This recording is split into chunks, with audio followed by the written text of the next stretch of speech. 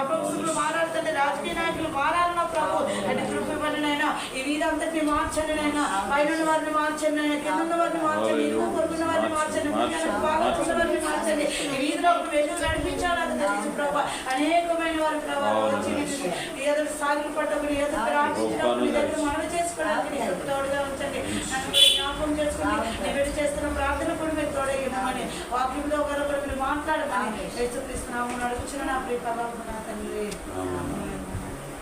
యేసుని నామములో అద్భుతమైన